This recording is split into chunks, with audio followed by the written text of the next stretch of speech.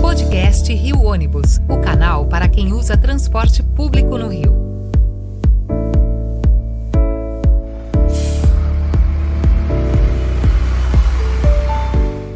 Saudações ouvintes, passageiros dos ônibus da cidade e população carioca. Eu sou Paulo Valente e nesta edição do podcast Rio Ônibus vamos discutir os desafios e as soluções inovadoras na mobilidade urbana nas nossas cidades. Junto ao nosso presidente João Gouveia, quem agradeço mais uma vez aqui pela participação, vamos receber o convidado de hoje, o diretor da Fundação Getúlio Vargas Transportes e especialista em engenharia de transporte e mobilidade urbana, Marcos Quintela. Obrigado, Marcos, por aceitar participar conosco aqui do programa. Nós acompanhamos aí as suas postagens, acompanhamos aí o seu trabalho e você, para nós aqui do Rio Ônibus, tem sido uma referência. Então, é um prazer para nós aqui do Rio Ônibus e para todos os nossos ouvintes podermos conversar com você aqui em nosso podcast. Eu acho que antes do Marcos se pronunciar, eu também gostaria de dizer que o Marcos Quintela, para nós e para o grande público acadêmico e profissional, ele é uma notoriedade. Eu gostaria de agradecer por ter aceito o nosso convite aqui do Rio Ônibus e nos dar a oportunidade de desfrutarmos do seu sólido e vasto conhecimento. Então, seja bem-vindo a nós aqui, uma satisfação tê-lo aqui no nosso podcast, Marcos Quintela. Bom, obrigado aí pelas palavras, agradeço a oportunidade, Paulo, João. Realmente é uma... O João fica aí com esse papo aí, mas o João também é um cara bastante conceituado aí. Desde o tempo lá que nós trabalhávamos, se você conversar com todo mundo da área de mobilidade urbana, o João... Ele sabe muito bem, desde lá da Rio Trilhos, da NP Trilhos, você é fundador, né, João? Sim, fundador da NP Trilhos, isso. Exatamente. E hoje é uma referência. Eu sou particularmente entusiasta da NP Trilhos, sou muito amigo do Gilberto Flores. Agradeço demais. Hoje eu estou participando até desse novo material que está, para nós, é importantíssimo, né, João? De influenciar o poder público, né? Eu faço até a introdução lá no documento que foi entregue agora para os deputados. Estou sabendo. Isso aí, rapaz, é um trabalho de formiguinha.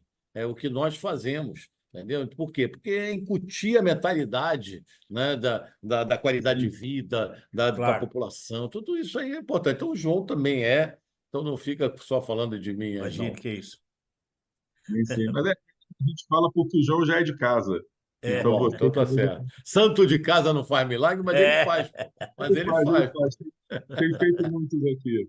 Então, para a gente conversar o nosso bate-papo aqui, Marcos, você poderia contar para a gente um pouco, você já adiantou já do teu contato aí com o João esse tempo, mas queria que você falasse um pouco da tua trajetória profissional, de como você se transformou nesse especialista em mobilidade urbana.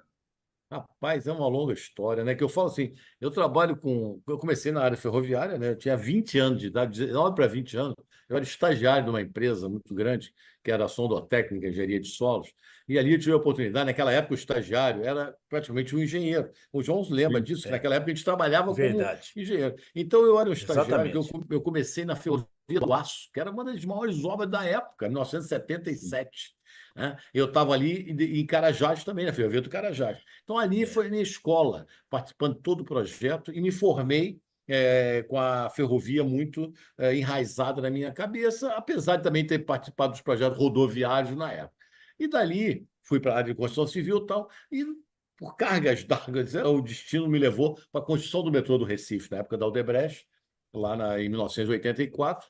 E ali eu comecei a participar do metrô do Recife, e daí conheci o pessoal da Companhia Brasileira de Trens Urbanos, que estava começando a sua trajetória, que ela era a Rede Ferroviária Federal, e em 1984 ela foi fundada, a CBTU, e eu conheci o pessoal lá e consegui, por causa de questões minhas lá, eu queria voltar para o Rio de Janeiro, morava no Recife, e aí fui para a CBTU em 85. Dali começou minha carreira na área de ferrovia. Aí eu era engenheiro de via, peão, né? Que a gente fala, peão de Depois eu fui material rodante e a parte de contrato, administração, aí, ou seja, fui evoluindo. Depois saí da CBTU, fui fazer várias outras coisas, voltei para a CBTU como diretor de engenharia técnico de aerotécnica em 2007. Dali a gente participou de... Quer dizer, nesse ínterim, a gente, inclusive a CPTM e a Supervia eram as superintendências de trens urbanos de Rio e São Paulo, né? E ali estava se fazendo o processo de estadualização. Era federal. Muito pouca gente sabe que tanto o sistema metropolitano do Rio de Janeiro e de São Paulo eram federais. Era a rede Ferroviária ferroviária, Federal S.A. depois CBTU. Entendeu? E ali eu É. participei do grande projeto que era do Banco Mundial para preparar a estadualização. E dali surgiu a primeira supervia em 98. Ainda não era o Odebrecht, era antes, né? Eu acho que o João estava, né? O João Não, 98. Não, eu estava Ainda- na outra ferrovia em São Paulo tá, ainda. tá. E Essa depois você fase eu foi para estava lá, né? Ferroban, depois que eu fui para É, lá. Vim para cá em isso. Aí 2005. nessa brincadeira toda, aquilo ali a gente se envolvia muito nas questões metropolitanas. Então, não era basicamente só a ferrovia, né? Porque, como eu sempre falo até hoje, nós somos uma espinha dorsal, nós somos uma base que deveria ser a grande base da mobilidade urbana, a ferrovia, o metrô, aquelas coisas todas. Sim, sim. E dali surgiu, saí da CBTU, fui para Odebrecht. Aí voltei para a Odebrecht anos depois, para assumir a diretoria de engenharia e transporte da Odebrecht e focado em metrô, trem, tinha rodovia, tinha aeroporto, tinha tudo, mas a gente voltava muito, na época também a Supervia estava, e aí, É, então, e aí eu tinha feito já o mestrado em engenharia e transporte no Instituto Militar de Engenharia, já tinha feito o doutorado em produção lá na UFRJ, voltado para transporte. Quer dizer, então a minha vida começou a fazer isso. E aí, rapaz, isso é uma cachaça, é, realmente é uma situação que a gente se envolve, né, por causa da grande conotação humana que tem, né? Porque o João sabe disso, lá na Supervia, ele presenciava as pessoas, a necessidade das pessoas de é, se transportar, de qualidade, né? Então, é claro, um negócio. claro. E hoje, dos ônibus, também, É, você certamente mesma está coisa. vivendo. Certamente a Então, mesma coisa, nós estamos requalificando os ônibus. Eu acho que até isso que o Paulo vai até Vamos perguntar para você, né, falar um pouco sobre em relação. relação aos aí eu fatores, né, quase Paulo? tive a oportunidade de ir para aí, quando eu saí da Odebrecht, na Ah, época o Leles Era me o Leles. chamou, o é, Barata até conversamos aí, surgiu a oportunidade de eu ir, quase que eu fui para a área de ônibus também, que teria é, sido uma experiência maravilhosa, fantástica, entendeu? Então, mas as coisas me levaram para outro lado, mas é. valeu. Até o Barata era sócio nosso no VLT, Sim, é né? Lá no Sim, verdade, sim. é VLT do Rio, verdade. né? É. Na Ele tinha um verdade, quarto isso, da participação 25%. acionária. vinte e cinco Sim, por sim. cento era realmente dos ônibus lá no VLT. Aí Isso. saímos dos ônibus agora há pouco tempo, É. do VLT, desculpa, saímos do VLT e concentramos o foco só realmente nos nossos negócios aqui. Barcas também tem uma participação nas barcas, Isso. e Ainda saímos tem das ainda, barcas. João? Ainda tem, Não, não, não, né? não, não, não. Não, não, não Nem, tem mais não. nem barcas e nem VLT. Concentramos só na questão dos ônibus mesmo. Deixa eu puxar aqui as nossas perguntas para a gente colocar, porque a conversa é boa, mas o podcast tem essas implicações. O Quintela tem um podcast também, sabe como é, como ele tem que direcionar. O que a gente vê aqui, né, nesse pós-pandemia, e se conversa muito sobre isso, foi o que você colocou falando, é a questão do humano. Eu acho que antes da pandemia, as pessoas não se preocupavam muito com a qualidade de vida nas cidades, o transporte público era feito de outra forma, era encarado de outra forma até pela população, pela classe política, que normalmente toma conta aqui dos sistemas, e a gente viu que foram vários desafios que a gente teve que vencer para poder melhorar a eficiência do transporte público diante desse novo cenário do pós-pandemia. Então, Quintela, como é que você vê esses fatores? Eles variaram. Tinha cidades que já tinham subsídios, outras que não. A questão da tarifa zero, que acontecia em pouquíssimos municípios, hoje tem em quase 150. Como é que você enxerga esses desafios que as empresas estão enfrentando, que os sistemas estão enfrentando aí após a pandemia?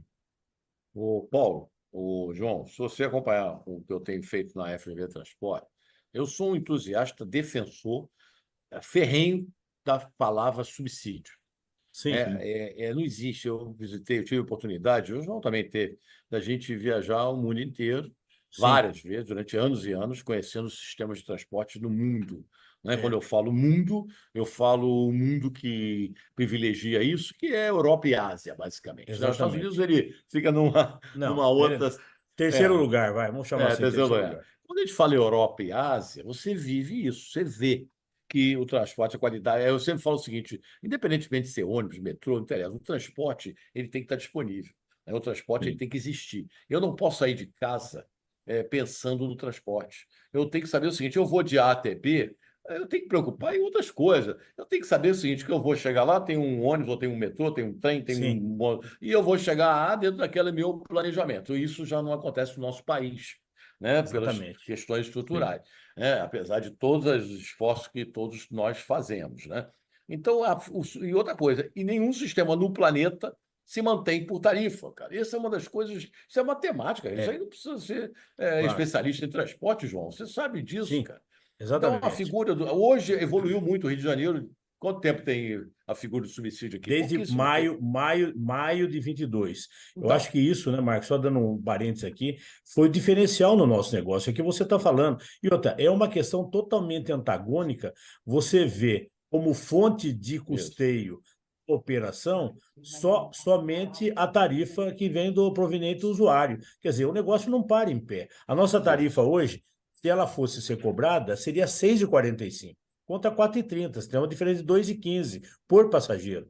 E hoje É, isso é feito pelo poder concedente. Então, quer dizer, o poder concedente entende que é necessário você ter um subsídio. E outra, o subsídio, muito diferentemente do que as pessoas pensam, que acha que esse dinheiro vai para o bolso do empresário, não, ele vai para o custeio da operação. Tá certo? Porque senão a operação não se mantém. Né? Você tem óleo diesel, você tem pneu, você tem o próprio custo do ônibus. O ônibus chegou a custar 1 ano e meio, 2 anos atrás, aí 450 mil, 500 mil. O ônibus hoje custa 850 mil. é verdade. Pneu, óleo diesel, quer dizer, os custos operacionais aumentaram bastante. E você não pode prover a operação diante de uma questão que, no caso, a questão vindo do usuário, não é verdade? É É isso que eu verdade. estou falando, não é Mas, verdade? Então, não tem mas, como. João, você falou um negócio que o subsídio ele vai cobrir a operação. Mas peraí, Hum. ele tem que cobrir a operação, tem que devolver o capital investido do empresário e tem que dar Exatamente. lucro. Peraí, você não está Exatamente. falando de É, filantropia. É isso que é, eu não suporto concordo com a você. ideia porque o empresário ele presta serviço social. Certamente. Mas Certamente. ele é filantrópico? Não, cara, ele é uma Claro que não. empresa privada, cara. Tem que trabalhar e tem que dar Exatamente isso. lucro, né? É. Exatamente isso, eu concordo plenamente com você. Mas eu acho que é que você falou, a própria fundamentação de como estava estruturada a questão do transporte sem o subsídio, ela é determinante para que se dê o subsídio, porque não tem como você ter todas as condições que você acabou de mencionar, você ter lucro, você repor a questão do capital investido, a operação, o ônibus, quer dizer, não tem como. Impossível, É. impossível, E né? outra coisa que isso também eu acho que é um papel da mídia que deveria fazer Sim, para você conscientizar a população que o Estado não tem capacidade de oferecer o transporte, né? Então apareceu ao longo da vida, né, de 1000 anos atrás, é, a figura da permissão, que era inicialmente eram exatamente. permissões, né? E depois evoluiu para as concessões, Concessões, né? Então mas tudo isso é privado, cara. Então vamos voltar ao claro. tempo da CTC, que pouca gente saberia o que é isso, né? É, Aquele é. que era Companhia de tráfego, que era É a que Companhia de Transportes Coletivos aqui transporte no Rio de lembra Janeiro. coletivo. disso? Lembro. Que era oficial. Então É, ali era estatal ou municipal, o que fosse, assim como era. Você vê, a figura do subsídio existe há tantos anos no Brasil, nunca tinha ido para o transporte sobre pneus, porque desde 85, quando eu fui para a CBTU, todo o sistema era subsidiado. Ou seja, é. a tarifa do transporte de trens da Supervia, antes de ser concedida, lá a CPTM, a nosso sistema de Salvador, João Toda a Pessoa, Natal, CBTU. Recife, toda a CBTU era É, subsidiada. Então, o verdade. governo federal, nós sabíamos qual é a taxa de cobertura operacional. Nós cobrimos com a tarifa 30%, 10%, 60%, É, o resto era subsídio. Até Subsídio. poucos anos exatamente. atrás, os sistemas pequenos nossos custavam 50 centavos, João. Isso por quê? Como é que você justifica pagar isso com os benefícios É, intangíveis né? Com o Com benefício certeza. social, eu estou dando qualidade de vida, dando economia de tempo, menos acidentes, menos isso, menos aquilo, menos Exatamente. emissões. Cara, isso justifica o sistema. Assim como Claro. justifica aqui no Rio de Janeiro o dinheiro público que está sendo colocado nos ônibus, está colocado no metrô, nas É. barcas e onde for. Entendeu? Só que as pessoas não entendem isso. Então, o trabalho que tem que ser feito com podcast, com mídia, com campanha, mostrar para ele, cara, não existe nada de graça, não, cara. Entendeu? O empresário Exatamente. não. Cara, Não mas é vai isso fazer aí. benevolência, Também. Quintela. Não vai fazer Outro dia, benevolência. eu discuti aqui em tela uma pergunta que me fizeram numa live que eu estava participando de um grupo de busólogos. E eles colocaram, todo mundo pergunta, né? Os políticos perguntam de modo geral, a população, o que é que o empresário faz com o dinheiro que eu pago da passagem? Aí a gente fala, olha, paga os Ué, insumos, paga a mão de obra, paga pneu, paga isso, paga o ônibus novo, paga, e ainda falta. Eu fiz uma pergunta. Sabe, você vai no mercado, pergunta para o dono do mercado o que que ele faz com o dinheiro que você paga pelo feijão, É pelo arroz, verdade. por isso. Você fica perguntando para a Light o que é que ela faz com o dinheiro que você paga a conta de luz, não. Mas o ônibus, o transporte público tem essa cultura. Todo mundo diz que é caro, mas a gente fala também, a saúde de qualidade, a saúde pública, a educação pública, a segurança pública de qualidade, todas precisam de investimentos, de dinheiro, assim como o transporte público. Só que os outros são gratuitos, estão lá. O transporte não, você tem que pagar, você desembolsa. E sempre acha muito caro e de má qualidade. Mas se pagar barato demais, você nunca vai ter qualidade. É uma Claro, é dieta verdade. realmente o subsídio. Mas É. esclarecendo que é para isso. E o que você falou muito bem, até pouco tempo atrás, quando a gente falava que a empresa visava lucro, a gente, não, você não pode falar isso. É um Pô, como absurdo. O não? que é que o pessoal vai pensar de você? Não Ué, vai ué, pensar nada. é, Ele tem que pensar o seguinte: eu estou numa empresa, investimos o capital e sem é para dúvida. dar retorno. E está previsto em contrato, não é uma coisa que não esteja no contrato. Mas era proibido se tocar nesse assunto. É, Pô, fica chato, parece que nós estamos querendo ganhar dinheiro, mas nós estamos querendo ganhar dinheiro. A gente quer prestar um bom serviço de qualidade, quer ser ótimo. remunerado por isso. Isso é normal. É Até isso. anos atrás, as concessões, tanto de rodovias, de metrô, tudo, não previam aquela situação de risco de demanda, né? Ou seja, o risco era integralmente do concessionário. Quando você Sim. tem fatores que transcendem a capacidade de domínio da demanda, Claro. né, João? Você, A Sem pandemia é o dúvida. melhor exemplo disso. pandemia é um É. exemplo, É, né? Catástrofes, sei lá, lá no exato. É. sul, imagina Crise lá que. econômica. Essas questões climáticas não estavam sendo levadas em consideração nos contratos, né? Então, esses fatores exógenos, fatores de força maior, nós não tínhamos em nada nos nossos contratos. Os contratos não eram, esses fatores não eram previstos nos nossos contratos. Só falava lá fator de força maior, mas não exemplificava. Quer dizer, hoje nós já sabemos que tem uma pandemia, se tem questão de que aconteceu no Sul, são fatores, vamos dizer, totalmente diferenciados, exógenos aí, que realmente Uhum. impactam significativamente no nosso negócio. Então, eu É, acho que isso está muito bem, vamos dizer, caracterizado em contrato, né? Por isso que eu acho que aí veio uma outra situação, Quintela, que eu queria também saber da tua opinião, que está aqui no nosso script aqui, que é o seguinte: como é que você vê essa questão da agência reguladora? Porque aqui no Rio você tem uma agência reguladora, que é a Getransp, que eu acho que você também, não sei se fez parte ou não da Getransp, uhum. ela é do Estado, muito embora no município você não tem uma agência reguladora. Então, hoje você tem uma relação, claro, no poder concedente, mas é uma relação direta com a secretaria, sem que você tenha uma agência que regule a questão do contrato, tanto seja para o concessionário, quanto também para o poder concedente. É. Nós não temos em nenhum lugar, você vê São Paulo, né, a maior metrópole da América Latina, não tem a agência reguladora igual a É, Getransp lá no sistema é. metropolitano deles. Eles têm a Está Artesp, que tentando é fazer a Artesp, né? Está tentando a fazer da Artesp, Artesp. É, que é a parte de rodovia.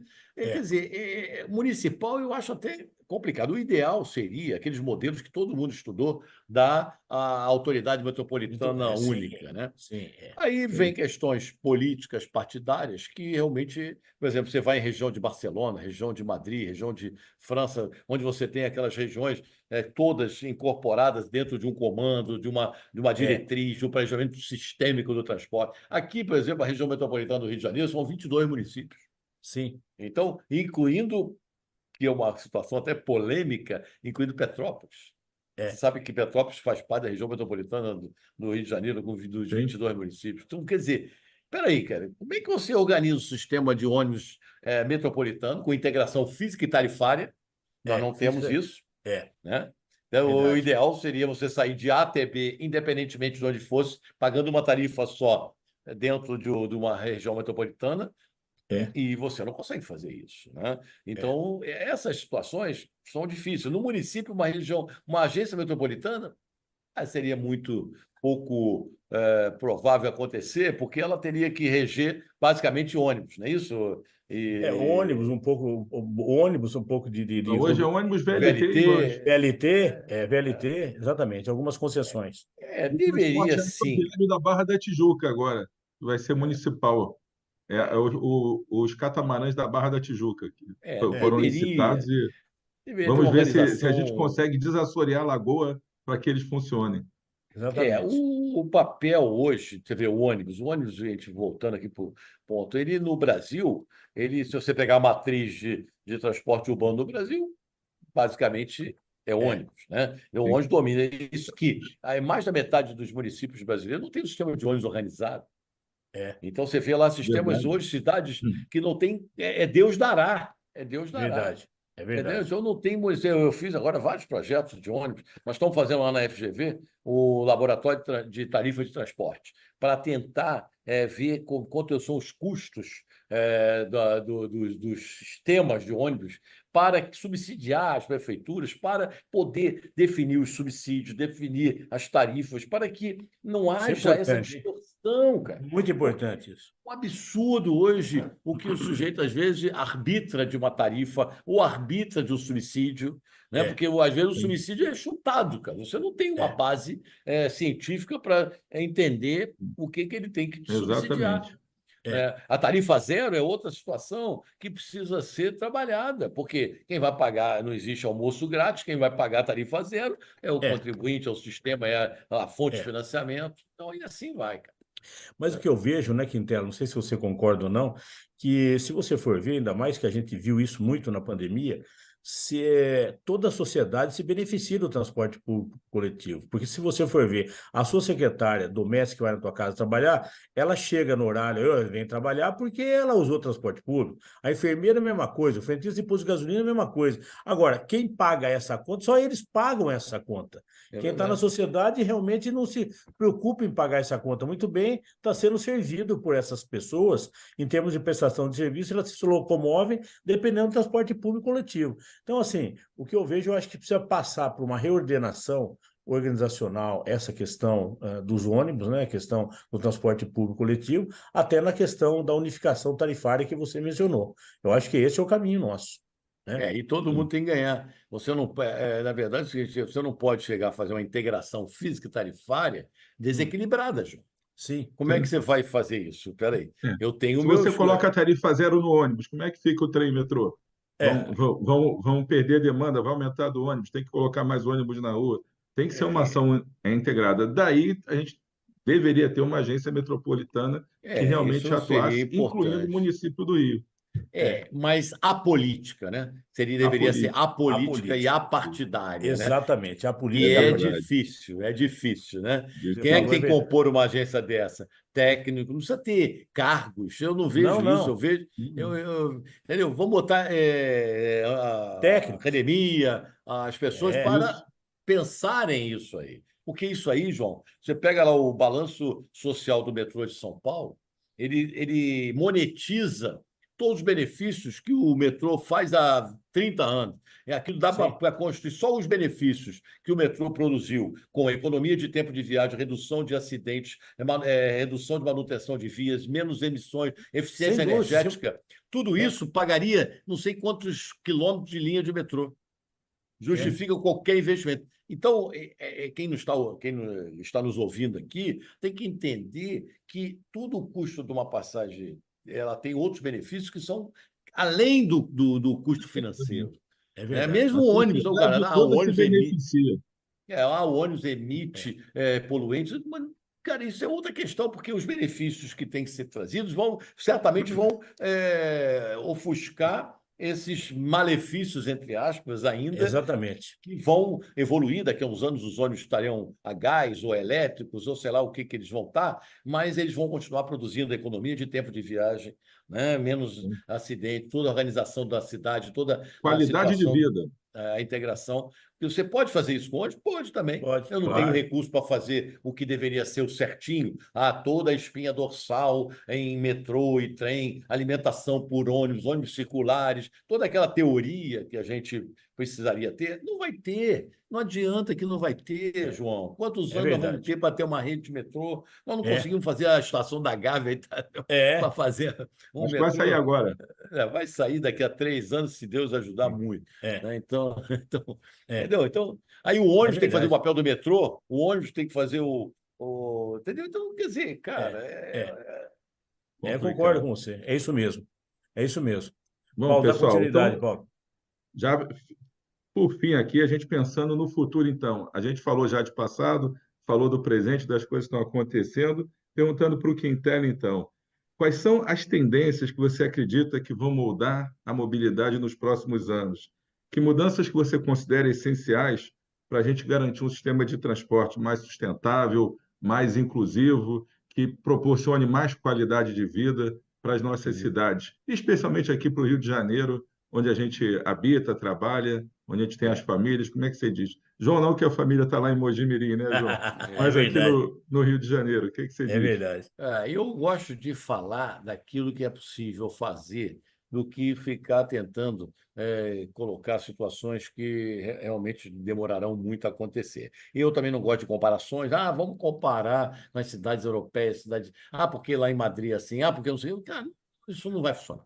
Né? Então, quando se fala em cidade inteligente, eu até participei de um fórum do Globo recentemente, onde eles falavam de altas tecnologias. Pô, cara, tecnologia tem tudo que você possa imaginar. Beleza. O que adianta eu ter tecnologia, aplicativos, tudo isso se eu não tenho a parte física? Ainda não Exatamente. somos teletransportados ainda.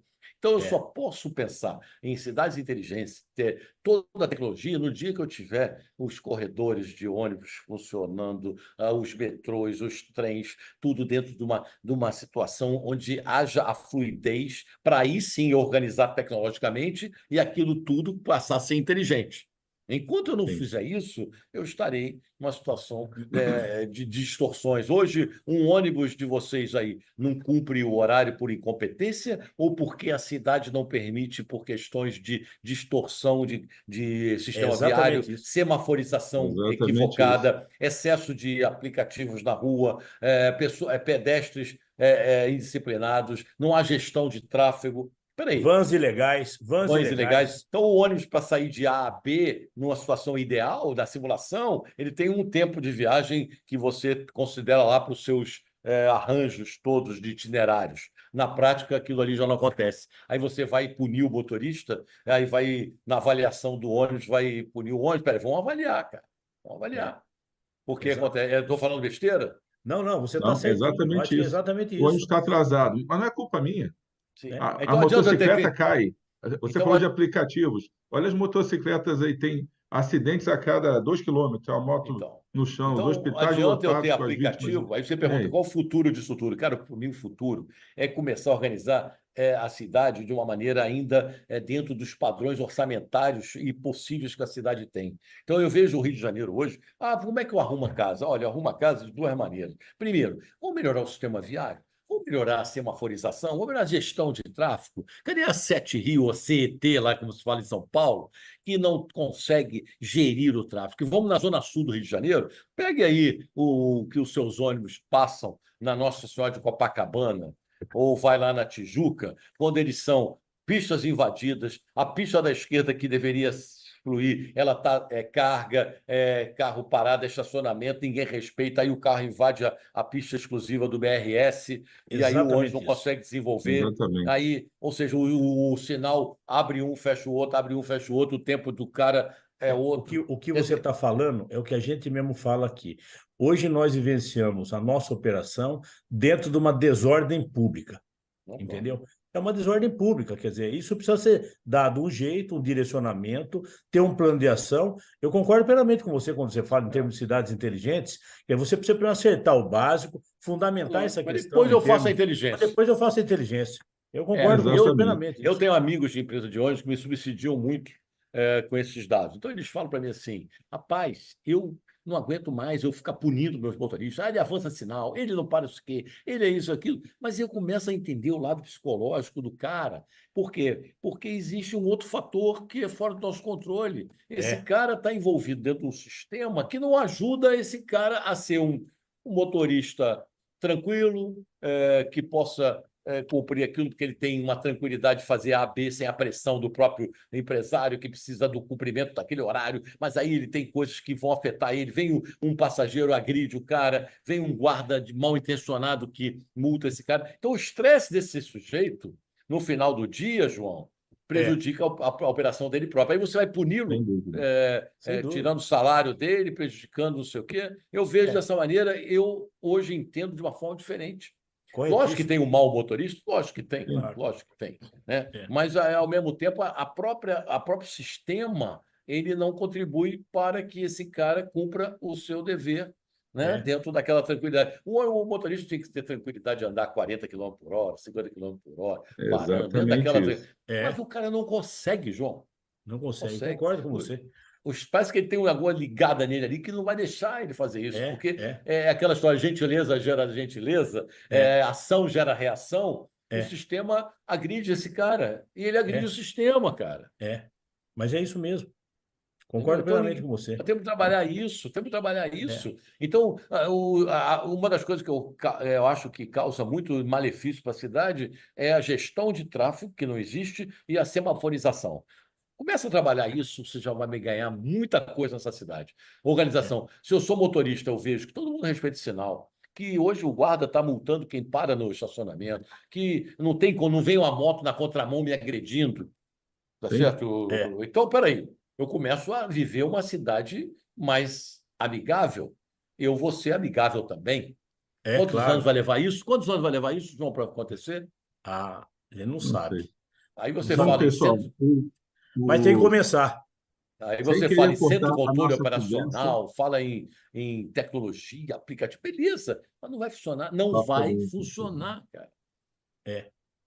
Bom, pessoal, a conversa está boa, mas está chegando ao final o tempo do nosso podcast. Eu acho que a gente tem que marcar outra data aqui, Tela, para a gente conversar. Dá para falar 2 horas aqui, né? Dá para falar 3 horas. Muito boa a conversa, muito bom o podcast. Vamos conversar, está sendo muito bom, mas a gente tem uma limitação de tempo. Não tem problema não, que esse pode ter outra edição, é mais outra. A gente marca para continuar a conversa, que é muito boa. Então, em meu nome, da nossa equipe aqui, dos nossos ouvintes, em nome do nosso presidente também, de toda a diretoria do Rio Ônibus, queria agradecer pela tua participação aqui, por ter estado com a gente esse tempo e por trazer mais essas colaborações para a nossa discussão em torno da mobilidade que a gente quer, do transporte que a gente quer oferecer. Obrigado aí, Quintela, por sua participação. Estou à disposição. Obrigado, João. Obrigado, Quintela, Paulo, muito obrigado, viu? Foi ótimo. Prazer tê-lo aqui conosco, viu? Satisfação. Um abraço para você. Um abraço aí a todos. Tchau, obrigado, muito obrigado. Bom, assim chegamos ao fim de mais uma edição do podcast Rio Ônibus, e esse episódio estará disponível para você ouvir novamente a qualquer hora do dia e para compartilhar com quem você quiser. Na próxima semana estaremos aqui com mais um assunto do seu interesse. Esperamos você. Apresentação e supervisão, Paulo Valente. Roteiro e produção, Peter Barcelos. Produção técnica, One Marketing. Rio Ônibus. Seu dia passa por aqui.